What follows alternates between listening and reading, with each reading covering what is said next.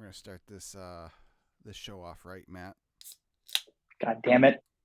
We just talked about this. It's a program. It's not a show. Sorry. We're gonna start this program off right, Matt. Oh, it was one of Kid Rock's favorites. Mm-hmm. Yeah. They got the message. Yeah, they deserved a black eye. Did a lot of good, considering the stock price is like $1 less than what it was when all that went down. Yeah. Really accomplished a lot. Sure did.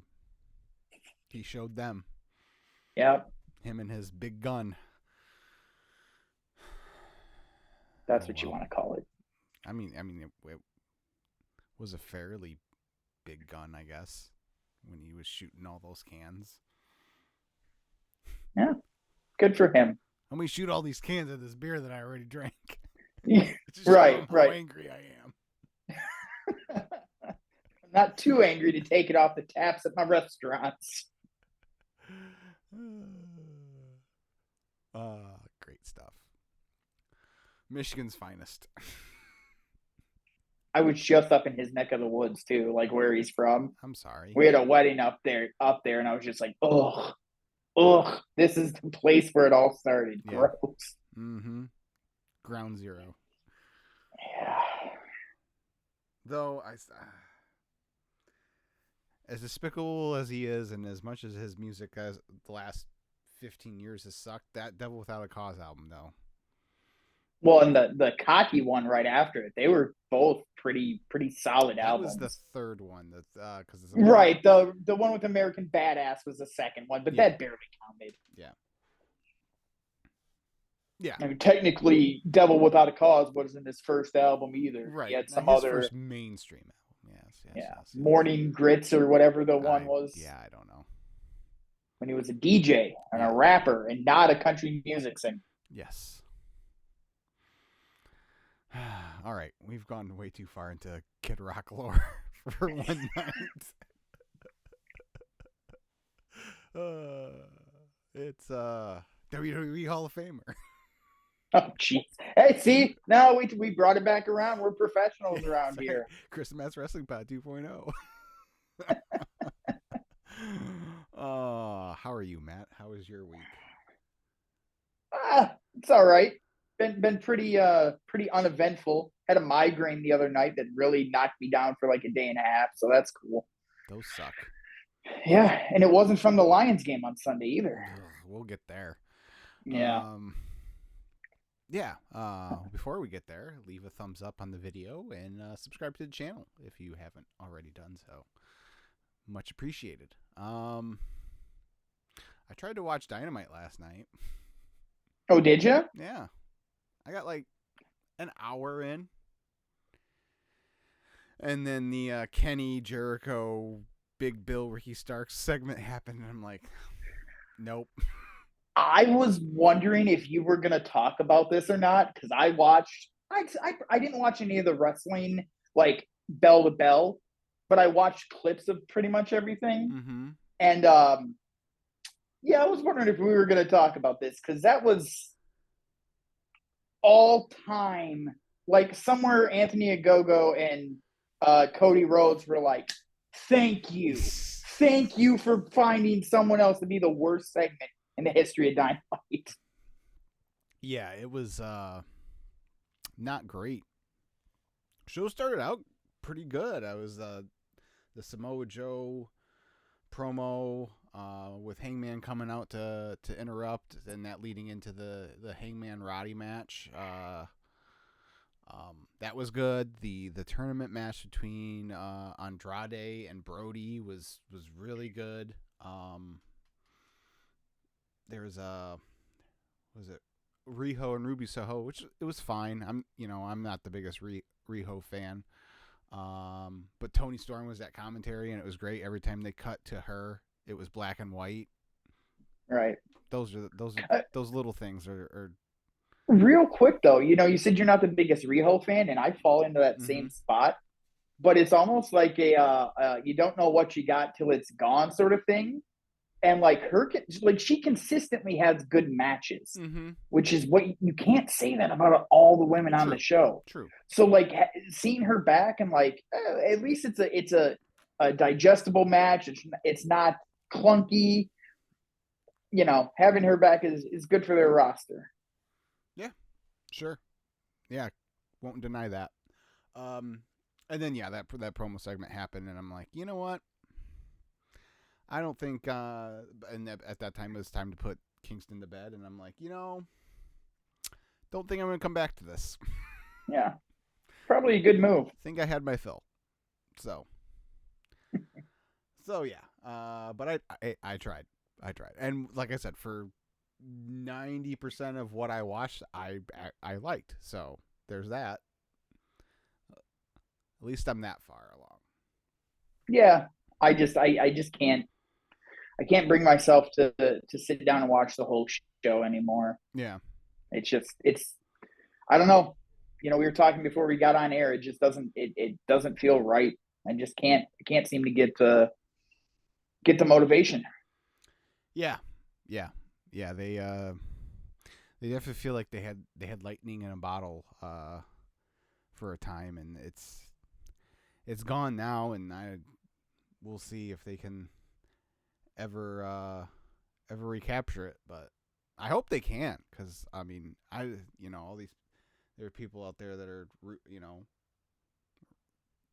for their downfall, and I don't want that to happen, because at all we've seen what that's like, and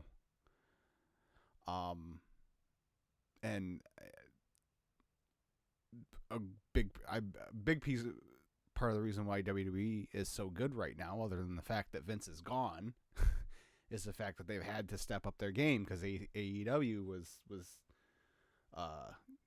coming for them, and so. Well, and also, not for nothing, but AEW gave a place for guys to go out of WWE, which opened some spots, which allowed like an LA Knight to finally get an opportunity to do more than little bit pieces backstage and catch on. It gave room for the Usos to split out separately and not just be the tag team all the time. Having another place for guys and gals to go is a great thing, because it creates opportunities for others too. Yeah, for sure. Yeah. Do you have anything else AEW related you wanted to touch on? I mean, just going to that promo last night. I don't know if you saw the Jericho interview or listened to the one he did with Chris Van Fleet, where he was. I've seen a couple clips, but nothing. And part of it, he gets into like talking about, suddenly it's fashionable to hate Chris Jericho, blah blah blah, and stuff like last night are exactly why people are tired of Jericho. He gets a ton of TV time. He hasn't done anything of substance in well over a year and a half. Everything he does drags on, and it goes nowhere at the end. Yeah. AEW's been around for 4 years. He's gone heel, babyface, back to a heel. Now he's a babyface again. Like, I said it on this program a couple of weeks ago. Like, no one that's worked with Jericho has been elevated to a top spot. You can't tell me Sammy Guevara he's a little bit better, but I don't think working with Jericho made him any bigger of a star now than he would have been if he'd have just been on his own. When you look at how Darby and Jungle Jackass have progressed too, he'd be in the same boat as them. And on the other part of that too is Kenny Omega. Kenny Omega hasn't been interesting since he came back from injury, and I would argue he hasn't been interesting since before he dropped the belt to Hangman, because everyone knew that's where it was going. Right. I mean, he is a disaster on the microphone, and to be such a featured part of their their history and their story, and just be just unwatchable at this moment it's kind of a microcosm of the whole company. Of like, Kenny Omega was supposed to be become the man. This was the North America's chance to see Kenny Omega every week, and it's fizzled out. I don't even care to see what he does anymore. Right. You could give me Omega and Okada on pay-per-view. That wouldn't be enough to get me to buy the show. Right. And that's been the match of the last decade for fans like me. So yeah. No, I mean pretty much the most interesting thing he's done in like the last year was the match at Wrestle Kingdom with Ospreay, and then the rematch at Forbidden Door. And outside of that, yeah, it's been just I personally was into the Elite reuniting with Hangman earlier this year and that thing, but then that went nowhere after they finished their story with the BCC. And so yeah, and this team with Jericho, like in theory, like if you would ask me before it happened, like, hey, Jericho and Kenny are gonna go on a run as a tag team, I probably been like, oh wow, that sounds pretty cool. But in execution, it just hasn't been good. And that segment last night, it was I can't remember who said it, but someone was like, it was like the worst version of 2001 Chris Jericho. Yeah. And like 2001 Chris Jericho's my guy. But that was not. Yeah, that was not good. It was him trying. Yeah, it was him trying to go reach back in that bag, and it's like it just doesn't work. He purposely killed that character. Right. He's talked about killing that character. You can't bring it back. And the other thing that bothered me too is like, people talk about Ricky Starks as this, oh, they're just wasting. It seems like every time Ricky Starks gets an opportunity, like it's he'll do some things good, and then he'll go out and have stinker matches or have a stinker promo like that. And I keep seeing like, oh, he's going to join his buddy in WWE in 2024. Like, I don't know that WWE needs him or wants him at this point. They've got a whole roster of guys down at NXT that I think are at a better level than him, that have been trained in their system, that are probably younger. And it's not like Ricky Starks has got like a ton of fanfare. No. But again, I think it's if you get a chance to hurt the other guy by taking one of their pieces, you kind of do it. Nah. See, I don't think that's a piece that hurts them in any way, but yeah, ironically, it's to me it kind of feels like when WWF took Jericho from WCW. Like WCW wasn't really using Jericho to his full potential. He was killing it when he was out there. That's the thing, in the ring and on the mic. I see, and I guess that's where you and I disagree. Like I've always been higher on Ricky than you have been. Yeah. So, I guess that's where the disconnect. I think he'd come in and do very, very well if he decided to come over to WWE next year or whenever his deal's up. But we'll see. Sure. Time will tell. There's a lot of other dominoes that have to fall in place too, in that regard, with Seth and Becky and Drew and who knows who else. I think even KO. I think KO's up next year already again. I thought he signed. Didn't he sign like a long-term deal? I don't think it was. I think it was only a couple years when he signed the last time, but I could be wrong. But anyways, yeah, I don't know. It was, it's, and part of it too is like I haven't been really keeping up with the product, but it's just like, oh yeah, Big Bill and Ricky are their tag team champions. Like, so I'm just, yeah, there's no, for me, and this has been a trend, it feels like, for pretty much, I mean, more often than not since we've been back doing this program, of get these pay-per-view cycles and me just not caring, and this is the least I've cared about any of them heading into this at World's End or whatever the hell the show is called at the end of the month. Yeah, it's I mean, it's brutal. It's absolute. It's just like they're trying this devil angle. I don't think is going anywhere, and it Well, just sucks that there's that goes back to what we've talked about, the stuff that's not their fault. The like the whenever they can't seem to stay healthy long enough to do anything worthwhile. It seems like yeah. because obviously the Cole injury like really derailed that, and now they're just trying to tread water with it until he's ready to go. I guess but yeah, I mean that's something where I mean I guess they could have scrapped it, but I'm I'm not as hard on him with that as I am some of the other stuff, because they got dealt a pretty shitty hand with Cole going down with that injury. Yeah, but I feel like at some point they keep getting dealt shitty hands, but at some point, to use a poker term, you got to bluff your way through a pot, and like you got to learn to make something better or just as good out of it.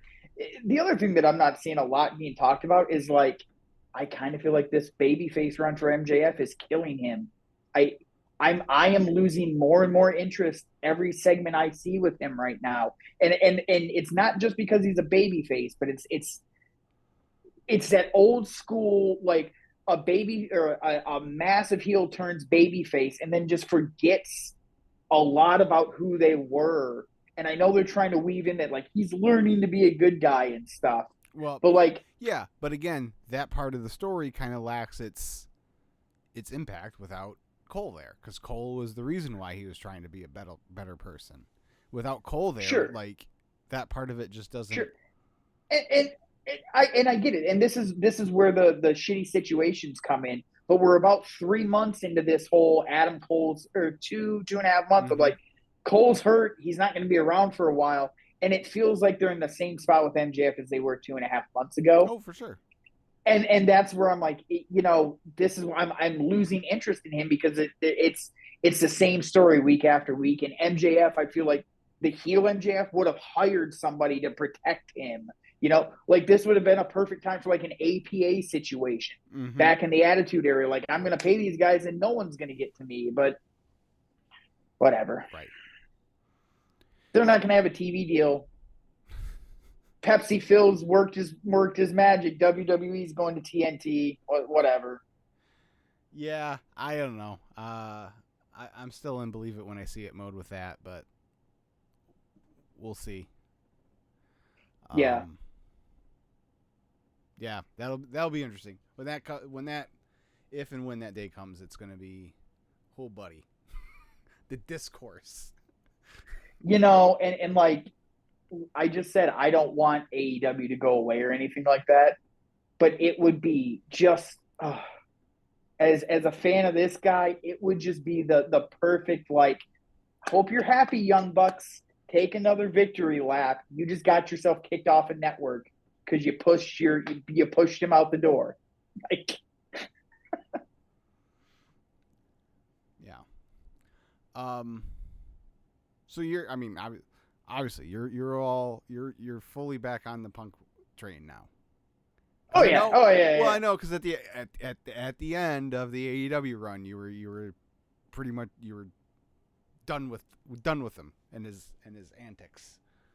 Yeah, like it was to a point where it's like, all right, this has got to end. Like this can't. We can't keep doing. And he got fired and he's gone. But he, found a new place, and we'll see how long this lasts.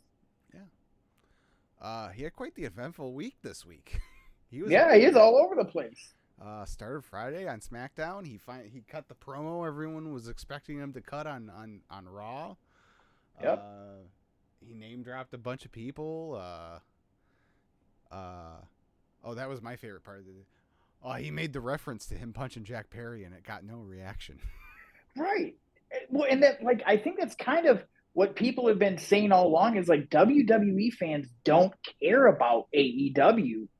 And I also Especially think, though, Providence, Rhode Island for tribute for the troops. well, that's what I was just about. I also don't think the Punk promo should have happened at Tribute to the Troops because, no offense to our military, but like they're not the fan base. Right. They're fans, but they're not the rabid. Like if you would have saved that for a bigger town, Sure. man. But it also too like it was kind of that double entendre because obviously it was a tongue-in-cheek way for him to reference the Jack Perry stuff, but also Kevin Owens literally punched two people at once like a month ago on television backstage. So yeah, thought that was fine. Right. And yeah, he called out Roman. He mentioned Cody. He mentioned Orton. He mentioned LA Knight, the Usos.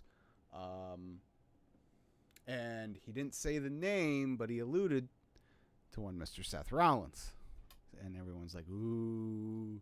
And you and I are texting, and I'm like, we're both like, okay. Yeah. Okay. And then, like, he went on at the start of the 9 o'clock hour on SmackDown, and, like, the rest of the night, he's, like, in multiple he's Yeah. I think that was the thing, too, about that first promo, because he was put on the back, the very last thing on the show. And even his return at Survivor Series, he was the very last thing on the show. Yeah. So he was just he was there, but he wasn't there yet. And now, starting with SmackDown last week, he's interacting with everyone. Like, yeah, it's not just that, Seth or whoever he's going to potentially be involved with. He's interacting with a bunch of people. Yeah, I mean, the backstage, the little come together between him and Kevin Owens was like, man, wouldn't mind seeing that. Nope. That'd be money. Oh yeah. And then the inevitable end of our friendship. Yes. When him and Cody were shaking hands, well, I guess only one can win. Man, I think you and I need to watch the Rumble together. Oh, I think that's going to be the final two. And no. I might storm out of. No, you don't think so? No. At least on my end. Because if I'm not sure I want Cody to win the Rumble again. Sure. Because while I don't live in constant fear, we're over, we're a year into this now, or thereabouts, and going from between the Rumble and Romania and everyone going, oh, the crowd's gonna turn on him. The crowd's gonna turn on him, and not only did they. Oh yeah, I get what you're saying. I'm not worried about it, but at the same time, I don't want there to be any reason for that to happen. So if he didn't win the Rumble, I'd be perfectly fine because I would still be confident he'd win the Elimination Chamber or something. He'd find a way to get. And that Elimination Chamber is gonna shape up with so much star power. They can put so many people in that match that would be a plausible opponent for Roman. Mm-hmm. Like, it's even if he doesn't win at the Chamber, that would mean they built such momentum for someone else. But he can get a big win at Elimination Chamber and really set himself up for the finishing the story. I even had an idea because it's like because they are he appeared on SmackDown for the troops, but they've been very clear that you can appear on the shows, but if you get physically involved, that's when it becomes a problem. So I've been kind of like, well, then, if he doesn't win the Rumble, how does he get in a position then? And the idea I had is if you have Punk win the Rumble and have him not make his decision right away. And like he takes so long to make his decision that we get to the Chamber and to cover all bases, they have to put 3 guys from Raw, 3 guys from SmackDown in the Chamber match. And that way they're covered, and then Punk makes his decision, and then Cody gets Roman if he wins the Chamber. I don't hate that at all. So, but anyways, So yeah, he was on all over SmackDown, and Real then quick, the interaction with him and Kofi. well, that was on And Monday. I'm going in or was chronology. that Monday? That was Monday. You're right. Yeah, yeah. Oops, not that one. Saturday, he quote unquote missed his flight and headed over to old Bridgeport, Connecticut. See, now, I didn't even think about this till now. They were in NXT, right? Yeah. That would have been the time to take a shot. Like, oh, they forgot to pick me up at the airport, so I just took a train ride over here. Yeah. That would have been the perfect place because that would have got the that he was looking for. Oh, that should have been. Whatever. Yeah, well.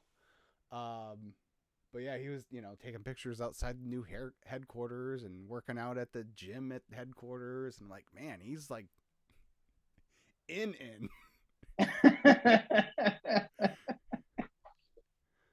Yeah.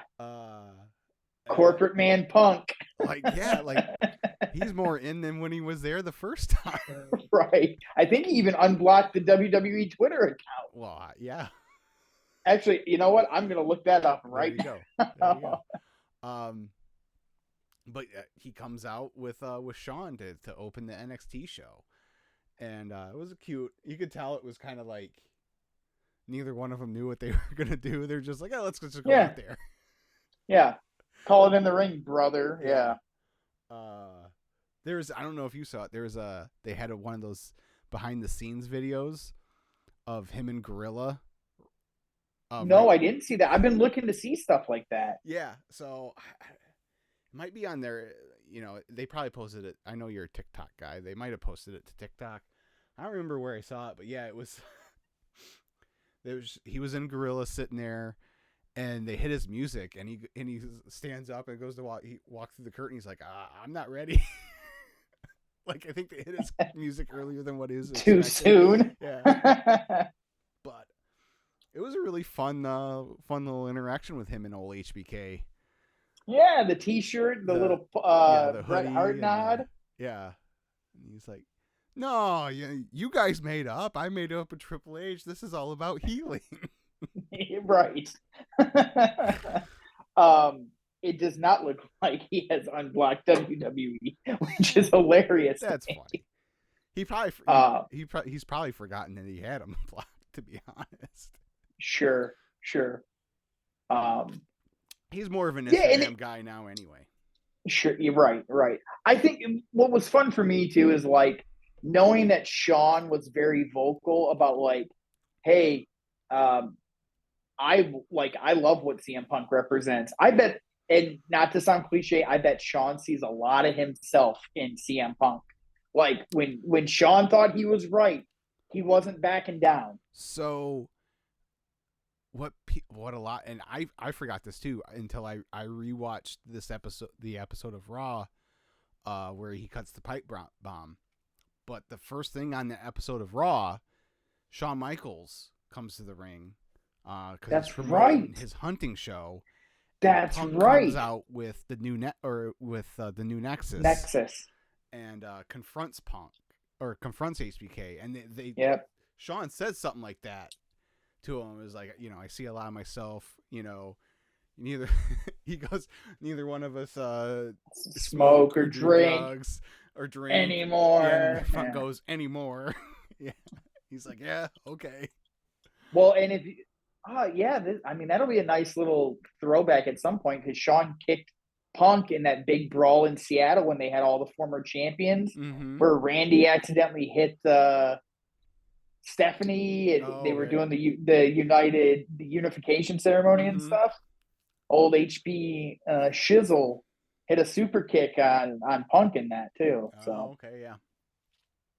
But anyway, what I was saying is like it was really nice to see. Like, I bet Punk spends a little time down there because that's stuff he likes to do. And if Shawn Michaels is that, excited to have him around, like, heck yeah. Well, yeah. So they did the show Tuesday night, and then they taped yesterday for the holidays, and he was there both nights. Yeah, and so SRS was talking about it on his show Wednesday, And he's like, to be honest, like those kids in NXT, they're probably going to be a little bit more receptive to what Right. he has to offer and his, all that kind of stuff. Right. Because a lot of them are,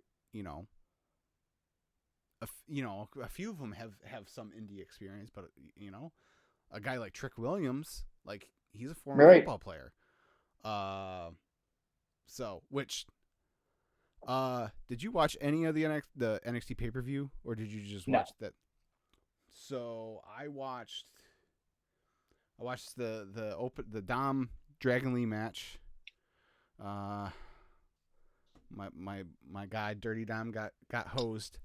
And then I watched both of the Iron Survivor matches, which it's been a long time since wrestling in general has come up with a new cool concept, and like I really like the concept of these matches. It's like a Royal Rumble mixed with a King of the Mountain match, but they're like it's a 25-minute match, like running clock. Yeah, what did they used to call that? Like not the 6-pack challenge, or was that the 6-pack challenge? Oh, that was the championship scramble. Yeah. It's similar to that. Only like the I'm saying it has elements of it. It has does, elements of all yes. these things. Yeah. And the women's one was good. The men's one was fantastic. Especially the ending. I mentioned Trick Williams. He is on the NXT level, he's as popular for NXT as like LA Knight is on the main roster. Like he is God down there. Sure. And he got down to like the last few minutes of the match and he had 0 pinfalls. Yep. And he ended up collecting 4 in the last like 3 minutes to win them. Like it was really well done. Yeah, because they had the thing where like if you get pinned, you have to sit out for 90 seconds. 90 seconds. Yeah, you have to sit out for 90 seconds, and then he's racking them up and he's just getting rid of guys. Yeah. I like that a lot more than like an Iron Man sort of thing where it's just like, oh, I'm going to get rapid pinfalls all in a row, that sort of thing. Right. But yeah, so I watched those 2 matches at least, or those 3 matches, and it was really cool. But yeah, he's down there hanging out at NXT this week, taking picture with all his quote unquote kids, Cora Jade and Roxanne. Again, just looking like he's having just the time of his life. I mean, look, if he went from having to deal with a bunch of nonsense and headaches at the last place to a place where they're not only excited to have him, but he's going to get to check off the missing piece of the puzzle from his time in wrestling. Like he's going to get what he probably thinks in his head that he deserves. Right. Speaking of, so let's get to the main event here. Monday night, he comes out, signs his contract for Monday Night Raw, tells a heartwarming story about the city of Cleveland. What piss on Cleveland. I know all the history he has in that arena. Gave Mickie James a nice little shout out. Yeah, gave Mickie James a nice little shout out. He did. One thing he didn't mention is the night he impersonated Jeff Hardy after he beat Jeff and Jeff left the company was in Cleveland. All right. But yeah, talked about walking out back in 2014 and stuff, and conveniently skipped over getting his face bludgeoned by Mickey Gall. Right. Yeah. Well, that'll come in time, I imagine. Yeah. But yeah, he signs his contract, and out comes one Mr. Seth Rollins, and if I wasn't already going to WrestleMania, Matt, I probably wouldn't make the trouble to go, but I definitely like I'm definitely like super psyched to be going. I gotta admit, I'm kind of kicking the idea around. It's going around in my head because it's only like a 6-hour drive. Like Punk at WrestleMania would kind of be like it for me, you know, like that's about the biggest thing I'm ever gonna see as a Punk fan. Right. So to be there for that, to be there for his first match back at All Out, and then if he's gonna main event WrestleMania, I'm kind of thinking. Plus, like take the wife on a little vacay. Sure. Yeah. I got family that lives close to there, so. I mean, that's what me and the missus are using it for, is a nice little getaway. I just happen to get to watch some wrestling while I'm there, so. Sure. But yeah, Seth comes out and he unloads, not in like a super animated way either. Like not like he wasn't screaming or anything like that. He wasn't Seth freaking Rollins. Yeah.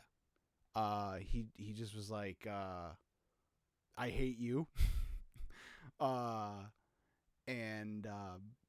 For you abandoned us. You said a bunch of mean things about me and this place for 10 years, and now you're trying to come back and claim it as your home, and then he goes, we all know this is your last chance, and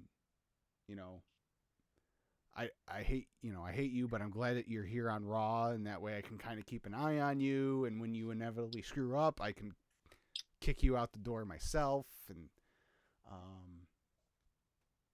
just really like at the end of it, I'm like, nope. I texted you. I'm like, I am the big, if you can get the dream match in the ring, you do it guy, and that means Austin or Rock or whatever. I'm leaving Austin on red if I'm Triple H, because I don't even care at this point. Like, I want to see this match more than anything. Well, outside of Cody beating Roman. Yeah, see now you're adding on. You don't get to have 2 number 1 draft picks, Kris. Well, unless you're the Chicago Bears. Unless you're the Chicago Bears.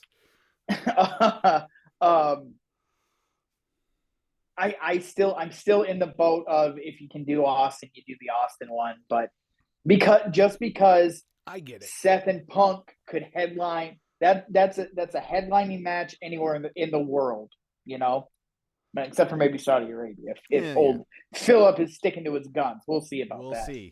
We'll see in late April. Yeah. What do you think about the similarity to the Hangman promo? I think this makes a lot more sense than the Hangman one did. Yeah. I don't know if you remember, but when that happened, I was so confused during that whole build, because it felt like they were both trying to tell 2 different stories leading into that feud, and now later we found out why. Yeah. And again, that goes back to the lack of institutional control of making sure that there's. Well, we got someone handing out fines now. Calm down. That's gonna fix everything. Sure. But yeah, no. When Seth said basically the same thing of what was Hangman's line? I'm not defending the AEW title. I'm defending AEW from you, or something like that. And Seth in a roundabout way said the same thing. Like, when Seth said it, I'm like, this makes complete sense, because everything he had laid out previous and everything we know, like when Hangman said it, like Hangman had been like the model citizen up to that point. So like there was no, and so it made me think like, oh, okay, Punk's going to turn heel soon. And then that was my big thing. Yeah. Was like, when that didn't happen during that match, I was like, well, what was the point of what are we even doing here? Yeah. But in this one, like it just makes all the sense in the world for Seth to have that position. I wonder if they're going to use more elements of that as like a nod to those who know, but also for those who don't. It is a really solid, story they can tell if they use some of the stuff he did in AEW. Because Yeah. one of the things that's inevitably going to come up, much like with the MJF thing, is like Rollins was a CM Punk guy. Mm-hmm. Like when he drove from, there's a very famous story he tells of driving from Iowa to go to the Ring of Honor school because CM Punk was the trainer. And like, there's history there of him wanting to be like Punk. And Punk can do the same thing they did with MJF of like, you used to have my poster on your wall, dude. Like, you don't scare me, and like you don't know what I had to go through to get to where I'm at. Right. And I'm sure he'll bring it up eventually. Rollins is like, this is my home. Punk can say, if it weren't for me, you wouldn't have been welcomed in the home in the first. Like, right. It's gonna, as the kids like to say, it's gonna cook. Yeah, I was gonna say from a kayfabe sense, they can bring up that, Punk is one that brought Seth in as part of the Shield and all that kind of stuff. So there is a lot of meat on the bone, as they say, for this, and I like that they're getting the early jump on it. Yeah. If it's felt the last few years like they've waited. Like, this feels so much like those early 2000s. Like, you get the first tease of Lesnar Goldberg at Survivor Series, where it's just a look between the two of them backstage. Yep. And that's what that reminds me, that era of like, we're not waiting until after the Rumble to set this stuff up. We're going to start setting stuff up before the new year. And then we have plenty of time to flesh these stories out and get them up to a fever pitch right before Mania, instead of rushing at the last minute like, let's put instead of having this fire. You mean the AEW style of booking?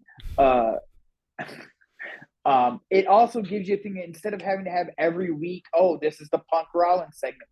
You can just have, like you were saying, you have 2 or 3 weeks in between interactions, but every time an interaction happens, it's going to feel special, and people are going to be like, ooh, give me more, give me more, give me more. Like, I love that Punk didn't retort, that he said his line and walked off, because the next time they have an interaction, I think that's where you get the Punk rebuttal, and it'll feel great. And hopefully they don't do it until after the first of the year. Yeah.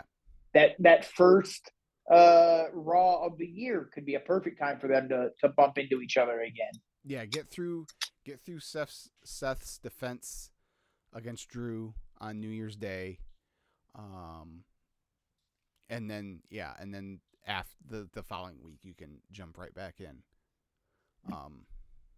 So yeah, I was pretty jazzed up after that segment. And then that's when he found, interacted with Kofi backstage, and right. Jamaican me crazy. I don't do that anymore. And then Drew comes storming out of Adam Pearce's office. Punk, why is everyone mad at you?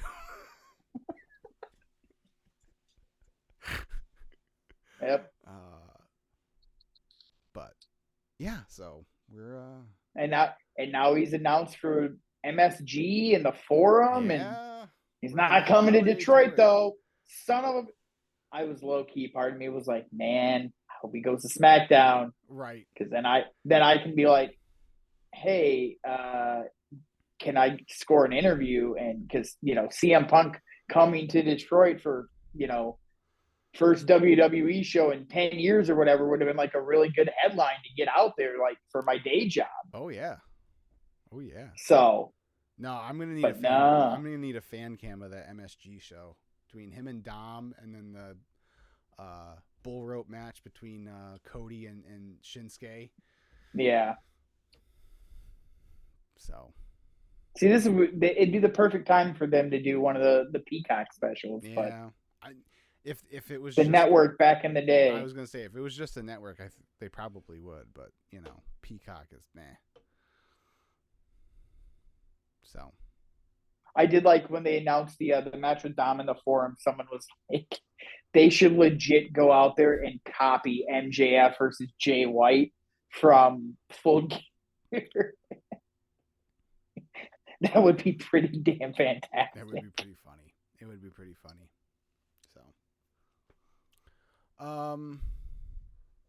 but yeah, all right. I mean that's, I don't think it looks like they're loading up that January 1st Raw to go up against the college football playoff, which is smart. I'm glad they're not punting.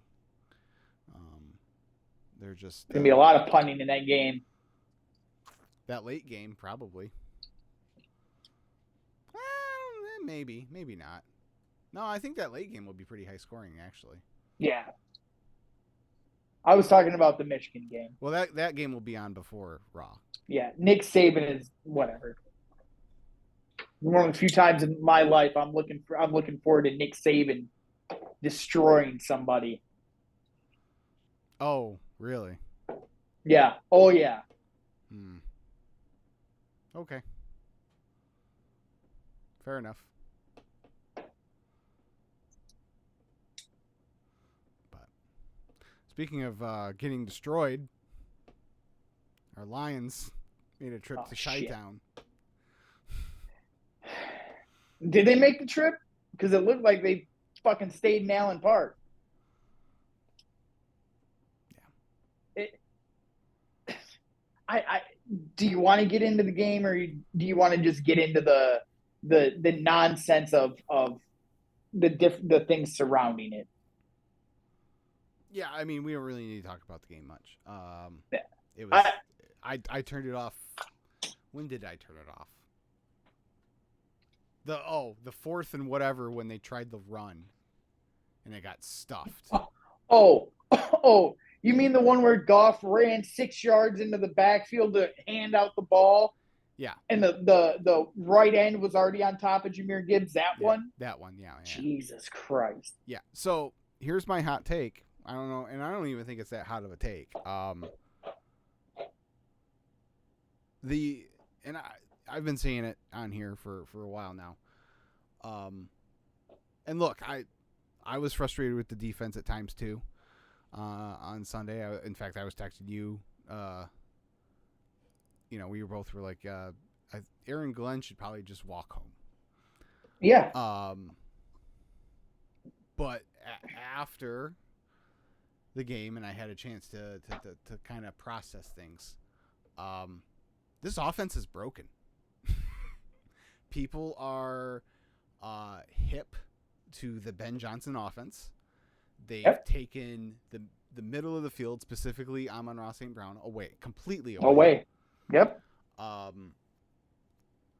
And when you're not shooting yourself in the foot and getting behind the sticks, a la the New Orleans game, you can still somewhat function. And you don't turn the ball over. But when you're taking dumb pre-snap penalties and putting yourself behind the sticks and turning the ball over 3 times again,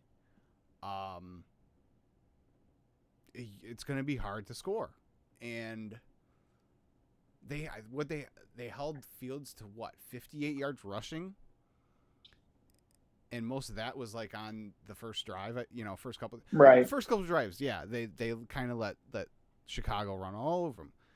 But I thought for the rest of the game, they, other than that fucking 4th and 13 play, I thought they held up pretty well. See that 4th and 13 play is exactly why I give no credence to them holding them in check up to that point, because let's remember, this is the Chicago Bears we're talking about. Mm-hmm. A competent defense holds them in check most weeks. Around the league, it's not like they're loaded with weapons, okay? Aaron Glenn allowing Jerry Jacobs in single coverage, man coverage on DJ Moore in any situation, I don't care if it's 1st and 10, 1st and 20, or 4th and 13, is begging for trouble, especially when you have no safety help over the top. Well, the ball shouldn't have been snapped. They were counting on the ball not getting snapped because it wouldn't have gotten snapped had Hutch not jumped off sides. I don't care because it still happened. Because you had Jerry Jacobs in a situation he cannot be trusted in against a third string receiver. Certainly not DJ Moore. Right. And Aaron Glenn keeps doing this. He keeps putting this guy in that situation. Am I missing something? Like, Cam Sutton has been pretty locked down on the other side of the field. Now, I know, well, then they'll just target Jacobs on the other side. I can't don't name care. Another because Sun God's brother wasn't playing, so I can't name another wide receiver on the Bears other than DJ Moore. Right. Chase Claypool isn't there anymore. Yeah. It's DJ Moore and it's Cole Kmet at tight end. That's it as far as I'm concerned. And it's that sequence. It just tells me that he's not getting better as a coordinator. Because one of the arguments I'm hearing about, well, you can't just blame Aaron Glenn. They don't have enough talent on defense. Last year, they didn't have enough talent on defense. You are pretty much in the same place now, if not worse in a lot of ways than you were a year ago, and you have gotten better pieces out there than you had before. Mm-hmm. So either you don't know how to use these new pieces, or your scheme is busted and you need to switch things up, or you're just not competent and you just don't need the job anymore. Right. Like, don't get me wrong. I'm not by any means saying that defense isn't an issue. I just don't think it's the biggest issue. I don't think it's been the biggest issue in this little stretch here since the bye week where they've struggled. Outside of, they gave up a ton of points in the Chargers game, but luckily the offense was able to score. Other than that, like what they've allowed has been greatly enabled by the offense giving the ball away. I mean, even the first Bears game, what was it, 4 turnovers, and they only gave up like 10 points off those turnovers. Like, and I think part of it too, I think they're pressing the whole team. I think they're feeling the pressure. Hutch especially. People have been on him. And so those 2 errors that he made, I think were just him trying to make something happen. And because no one else on the defense is. Right. And look, like, people are getting on him because he doesn't have the sack total and he's not getting home as often. Anyone with any sense of understanding, just watch him play. They are putting 2 and sometimes 3 blockers on him because they know no one else can get home. They got him in a bear hug. He's getting held, and they don't call anything against him, like, in his favor. He's doing the best he can, and this is, like, not to beat the dead horse, but that's why, like, I'm always going to be bothered that they didn't go get someone to help him at the deadline. Because, they've fallen off here at the end. I think a lot of us accept there's a cap to what they're going to accomplish. And next year is another year we get, where we're going to have expectations and maybe things start to break and we start to show even more growth. And not only can we get there, but we can beat these teams, right? Right. I'm always going to wonder if you'd have just made that move now, if you could have done more this year, and maybe you would have snuck out a game or 2 in this bad stretch, and you'd be in a better position. But maybe, look at Philly. What's their biggest issue? Their secondary. They went out and made a move for their secondary. It hasn't really helped. So, it's easy to look at what San Francisco has done since the Chase Young trade and what Sweat has been doing with Chicago and be like, yeah, that would have helped us, but maybe it wouldn't have with us. You never know. But the other reason I'm always going to wonder about it is because, you mentioned Ben Johnson and the league has figured him out. 2021, or I'm sorry, 2019, Jared Goff is back. Mm-hmm. He is. We have seen the peak of what he's going to be able to do. And when he was hot from the end of last year into early this season, he looked like a top 6, top 8 quarterback. He looked like a guy you couldn't let walk out the door. Mm-hmm. He has regressed, and he's regressed so rapidly, so quickly, that you can see, I don't think you can pay this guy right now. If this is what he's got to offer, I don't think they can, because he's going to want a long-term deal, and the best I'd give him is 2 years at best. I agree with what. Real quick, Yeah. I think you're about to say because I had one more point. Valeni said the other day, Mike Valeni here on Detroit radio, and I'm along the same lines. These next 5 games, the 4 regular season games that are left, and the playoff, he's playing for an extension. Yeah. Yep. He's playing for his job. If he doesn't perform here, they've got him for next year. They can develop Hendon, see if they've got anything there, or they can do just like the Rams did and boot his ass out with a pick and go get a Justin Herbert, or a guy from a team that has a good quarterback, but they got no future. They know it. They got to get him out of town. Right. Because, man, Goff. Cutlets.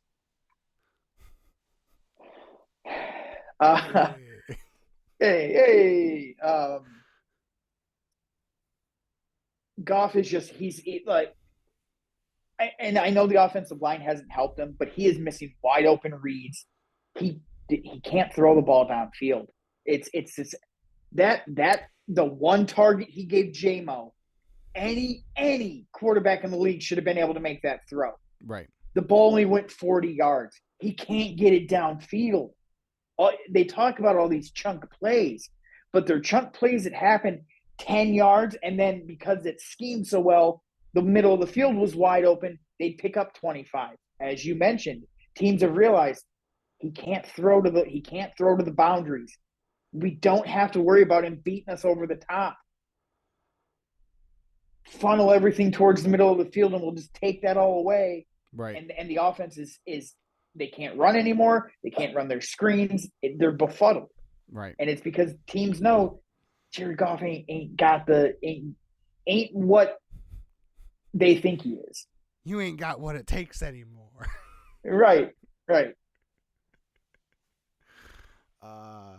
Yeah. And I say all that to just say, like, people talked about the window. I don't think the windows is I don't think it's opening as wide as people think, because if they don't have a quarterback, this whole thing could go kaput really quick.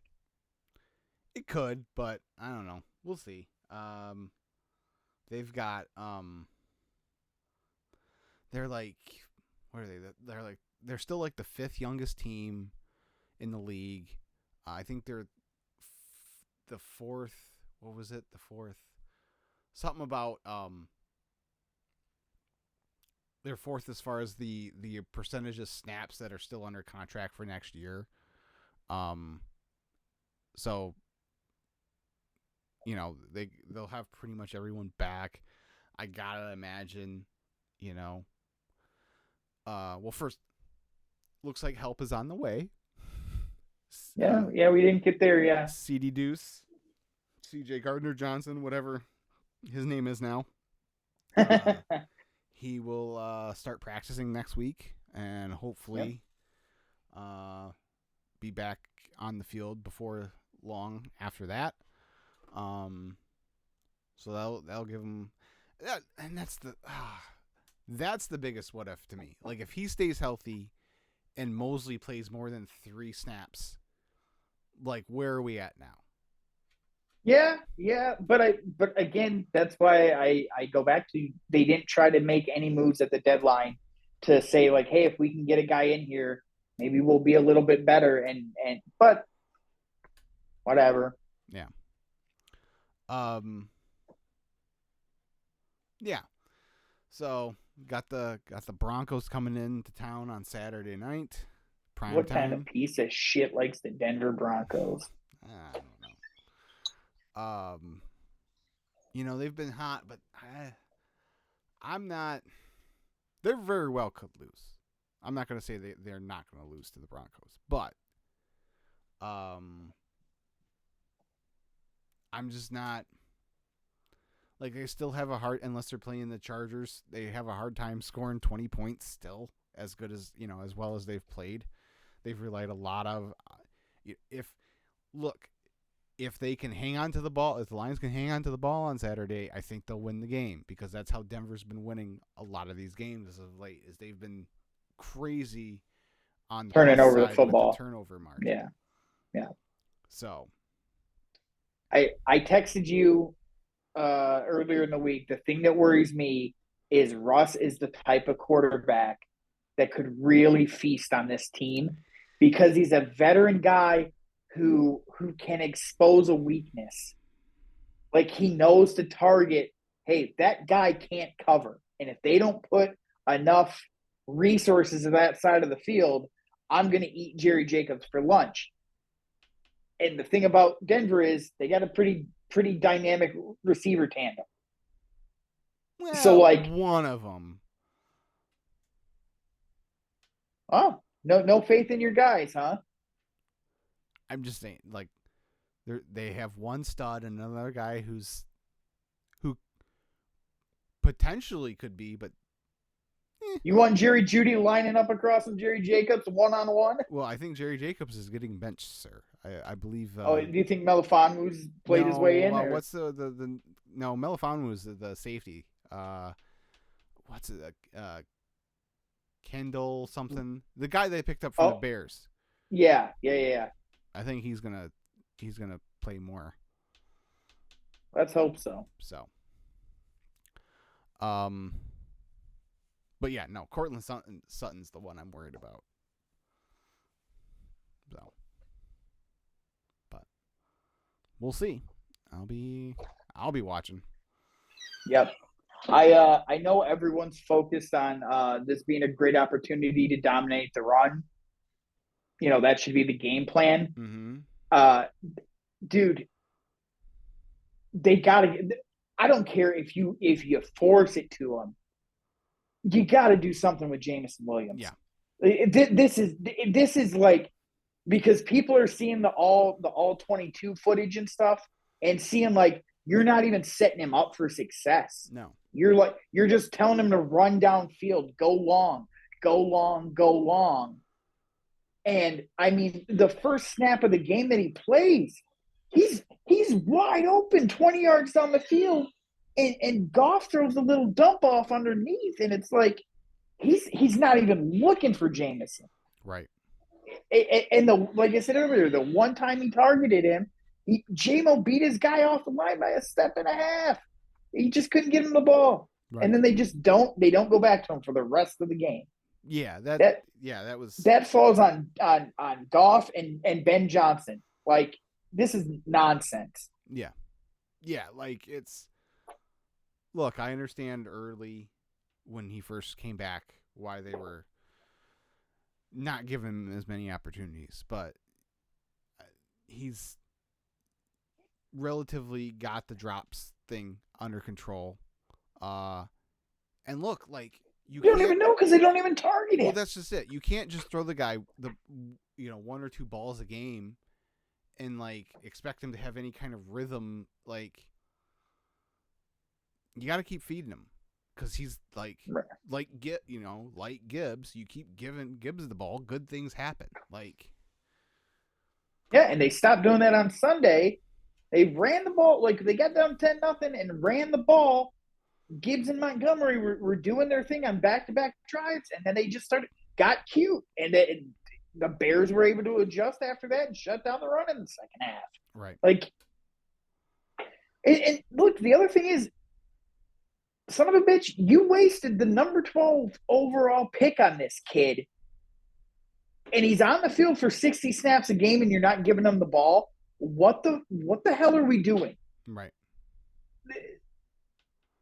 You can't not try to get him the ball. Mm-hmm. It can't be a situation where oh, there's just no opportunities, because we can see there are opportunities. Now, if it's a thing like what's his nuts over in Philly, Jalen Rieger, who dropped everything and couldn't run a route, I get it. Bust. It happens. We don't even know if this kid's a bust. Oh, wow. Didn't you hear he's a baller, though? Yeah. He's special once the ball's in his hands. That's what Taylor's boyfriend said. Did you have I assume you had the same reaction, like, what are we, why is this even a complaint? Like, he was offside. Yeah. Like, of all, like, the things, all the times that we've had to suffer through the catch rule, what are some of the batted ball out of bounds against Seattle? The referee calling for a review or making the wrong call in under 10 seconds and then forcing a 10-second runoff to run the game clock out at the 1 yard line. Atlanta. Yes. Golden Tate, Atlanta. Yeah. The phantom face mask on Aaron Rodgers that led to the Hail Mary. Right. Yeah. No, I was outraged on Monday. I'm like, what, you of all people are complaining? Like, yeah. You literally won the Super Bowl last year because of a questionable officials call at the end. They called it by the book in crunch time. Yeah, right. Like, what a shock.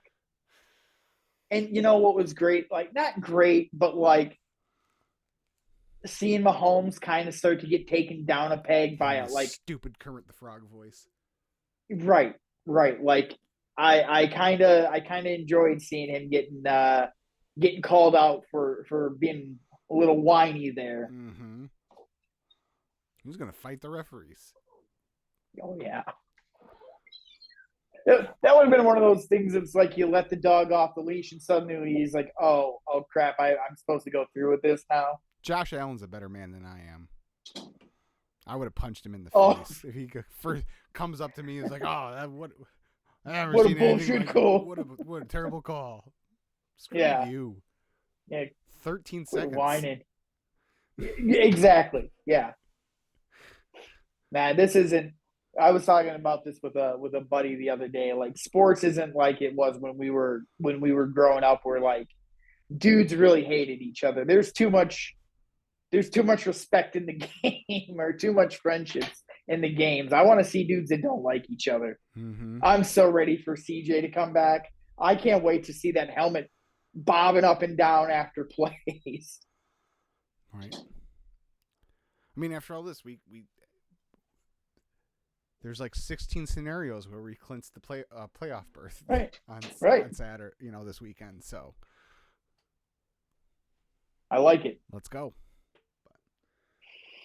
No, yeah, it was not a great week for Detroit sports at all. So Detroit basketball. Oh, they're on a whole nother. Oh, it's so good. Oh, I'm so happy. I know you are. I know you are. No, and then what happened Saturday with Larkin during the Wings game? Like, just that's what I'm saying. Sports ain't what it used to be, because there would have been, no chance in hell they'd have got away with that in 1989. Well, the problem is that he went after the wrong guy, so whatever. But Perron did do something, and he got suspended 6 games for it. So whatever. It's funny because I was out to dinner with friends last night. We were talking about this. Like, they used to let the guys police the game.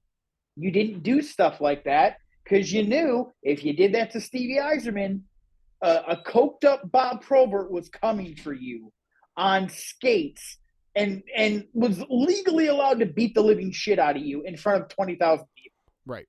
So you don't hit the guy in the back of the head, you know? But now they've made it so you can't stand up for your guys. Right. Well, and it's just the Department of Player Safety or whoever it is that hands out the suspensions and shit. They're just so ass backwards. Like, again, yeah, he went after the wrong guy. All Prawn saw, though, he had his back to the plate. He turned around, saw his captain laying prone face first on the ice and a dude standing over top of him. Like, he's lucky he just went with the BC two-hander to the chin and not, like, full-on Happy Gilmore trying to stab him with his skate. Like, you know, and, like, yeah. And so he gets a, 5-minute match penalty, kicked out of the game, and 6-game suspension. Meanwhile, the dude that punched Larkin in the back of the head, who has a history of this, by the way, he was the first game of the season a couple years ago up against the boards, did the same thing to Larkin, and Larkin turned around and socked him in the face with his glove on, and he ended up getting suspended for a game because of it. Same player. Like, and all he gets is a 2-minute penalty out of it. Like, yeah. Fuck you. Yeah.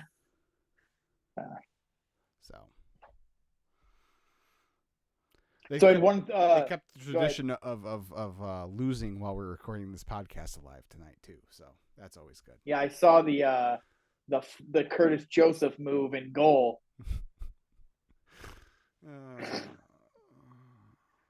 Not to change gears because I know we got to wrap this up, but did you hear the new Guns N' Roses song? I have not. Don't. Okay. Don't. It's man. It's sad. It's the only way I could, like, he can't sing anymore. And the music they're playing is dog shit. I don't care if it sounds like you just ripped off something you heard in 1987 again. Give me that at least, and I can get through Laryngitis Rose and deal with the fact that he can't sing anymore. But you're going to give me his terrible voice and this, I don't even know how to describe it, just symphony of shittiness. Like, get out of here, man. I was kind of thinking, like, maybe I should go check him out again if they go out this summer. Like, absolutely not. Just an embarrassment. He's turned into, like, the stuff he used to make fun of. Mm-hmm. And he's so, like, he doesn't realize, like, he's not the guy. Like people aren't going to just ignore how shitty he's become because he's Axl Rose. Like, you'll be surprised. The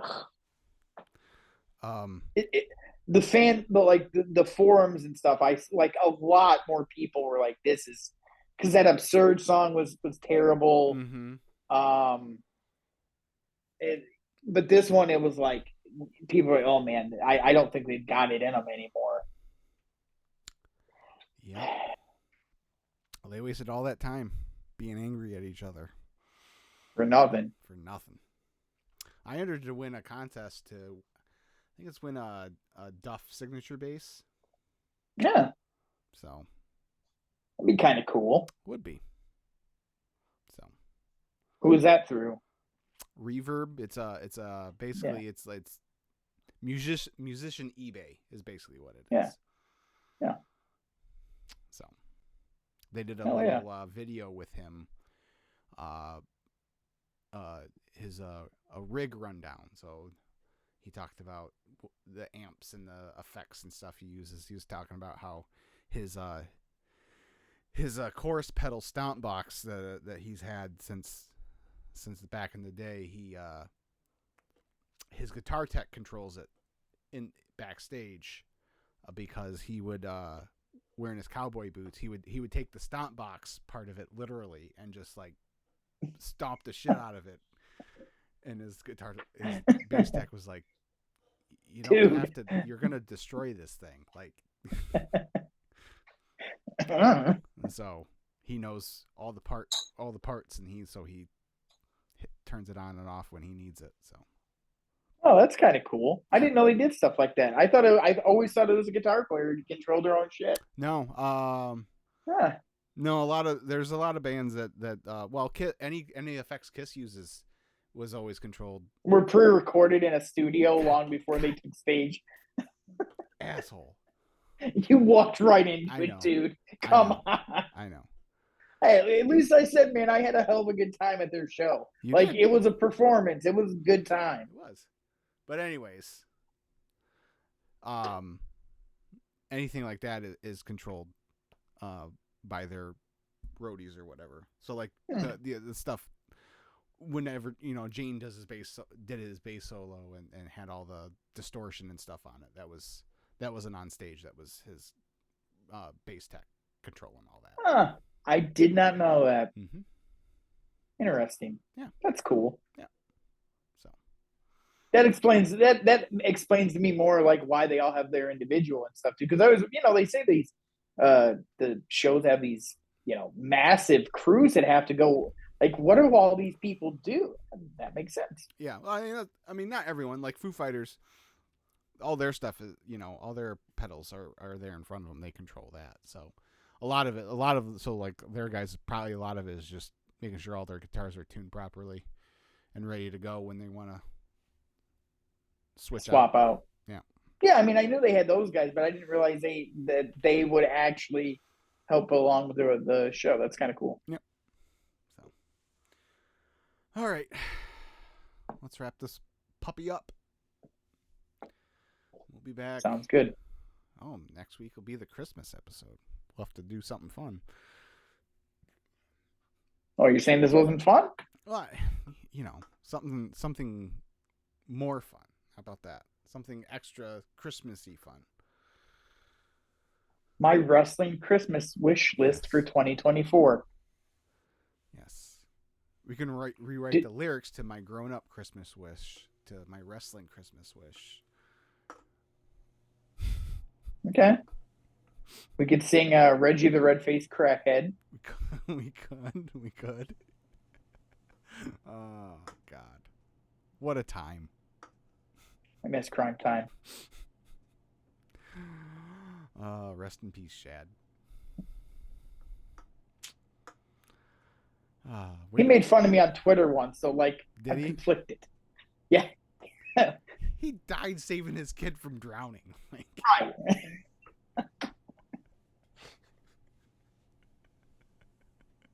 I'm conflicted. He made fun of me. Maybe he deserved it. I don't know. No, I didn't say any of that. I just. Oh, gosh. All right. Well, until next time. Maybe we'll do something. Maybe we won't.